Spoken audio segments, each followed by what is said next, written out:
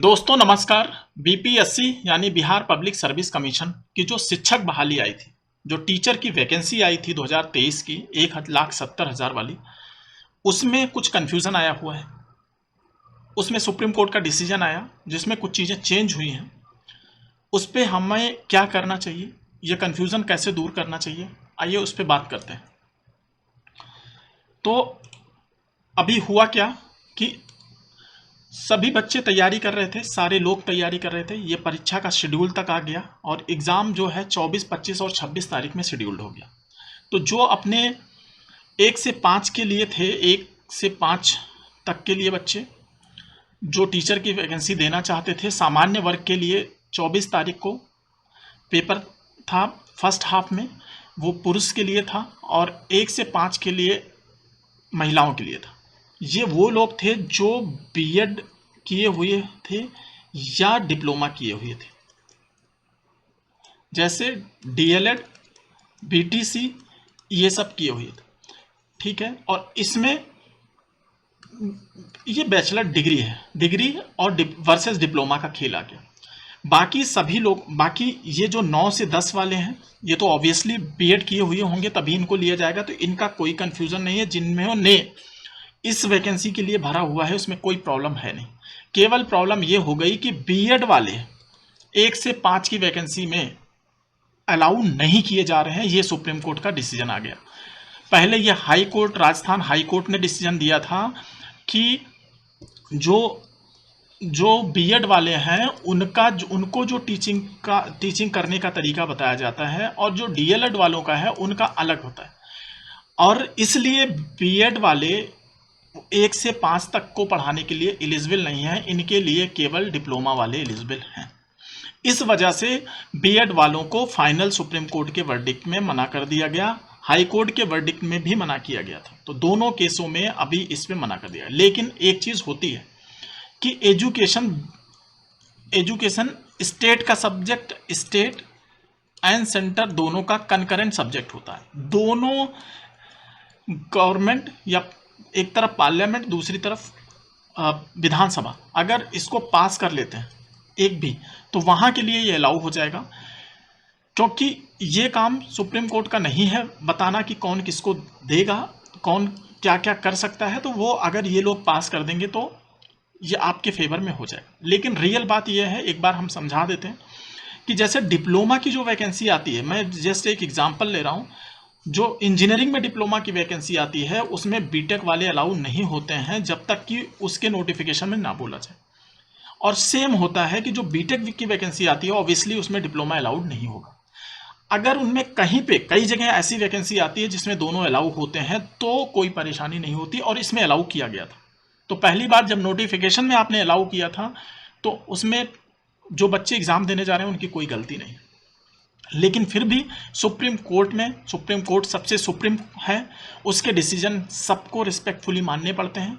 तो इसलिए कन्फ्यूज़न तो हो गया है कि क्या करना चाहिए या क्या होगा। हमारा फ्यूचर का कन्फ्यूज़न बच्चों का हो गया है जो बीएड किए हुए हैं और 1 से 5 का एग्ज़ाम देना चाहते हैं।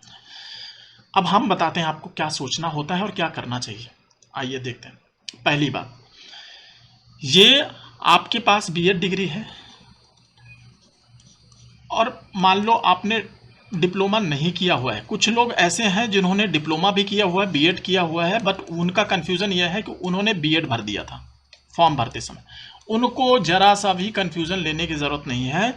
गवर्नमेंट आपको फॉर्म एडिट करने का दोबारा से मौका दे देगी बाद में, क्योंकि जब उन्होंने ऐसी कोई कंडीशन शुरू में रखी नहीं तो बच्चों की कोई गलती नहीं है इसमें। तो वो लोग बिल्कुल ना डरें जो बीएड और डीएलएड दोनों किए हुए हैं और फॉर्म में केवल बीएड भर दिया, अगर ऐसा किए हैं तो उनके लिए कोई कन्फ्यूज़न नहीं। केवल और केवल टेंशन लेने वाली बात उनके लिए है जो बीएड किए हुए हैं और 1 से 5 वाला देना चाह रहे हैं। चलो इसको समझाते हैं। पहली बात, आपने फॉर्म भर दिया, आपने फीस दे दी, जब इतना कर दिया है, ठीक है। दूसरा, वैकेंसी इतनी ज़्यादा है, 1,70,000 से ज़्यादा है, तो आपको एग्ज़ाम में बिल्कुल बैठना चाहिए, बिना डर के, बिना टेंशन के, बिना सस्पेशन के बिल्कुल बैठना चाहिए, बिना कन्फ्यूज़न के। क्यों? देखिए, एक चीज़ ये होगी कि आप एग्ज़ाम में बैठें और एग्ज़ाम को क्वालिफाई कर जाएं, ठीक है, लेकिन उसके बाद आपका सिलेक्शन हो जाए और हो सकता है कल को कि कोई कोई कोई प्रॉब्लम ही ना हो, यानी इस केस में कोई प्रॉब्लम ना हो, तो बताओ अगर आप एग्ज़ाम छोड़ देंगे तो ज़िंदगी भर पछताएंगे। ठीक है, यानी आपका सिलेक्शन हुआ और आपको ज्वाइनिंग दे दी गई तो और हो जाता, लेकिन आप नहीं गए देने तो ज़िंदगी भर पछताएंगे कि काश दे दिया होता। ठीक, तो पहली बात ये कि आपका यहाँ इतना नुकसान होगा, ज़िंदगी भर सोचते रह जाएंगे। दूसरा, आपने एग्ज़ाम दिया, आपको अलाउ ही नहीं किया, आपको बाद में रिजेक्ट कर दिया कि आपके पास डीएलएड डिग्री नहीं है। एग्ज़ाम में अलाउ कर ही रहे हैं, आपको पास करने, आपने पास कर लिया, आपको उन्होंने नहीं दिया।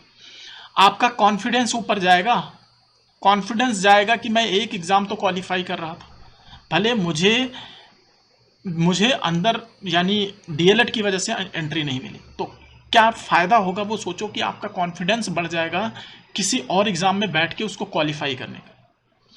तीसरा, आपने एग्ज़ाम दिया, आप क्वालिफाई कर गए, लेकिन आपको शुरू में एंट्री नहीं दिया। लेकिन ऐसा होता है कि कोई कोर्ट केस कर देता है, कोर्ट के डिसीजन इंडिया में बदलते हैं, रिव्यू होते हैं, और बाद में 5 साल बाद आपको मौका मिल जाए कि भाई वो लोग जो इस एग्ज़ाम में बैठ गए थे उनको अलाउ किया जाएगा। यूपी में कितनी बार ये सब हुआ है। तो भी आप हाथ मलते रह जाएंगे कि अरे यार काश दे दिया होता। तो अरे करना क्या है, एक दिन जाके एग्ज़ाम ही तो देना है। आपने इतनी पढ़ाई करी है, उसका यूज नहीं करना चाहेंगे आप।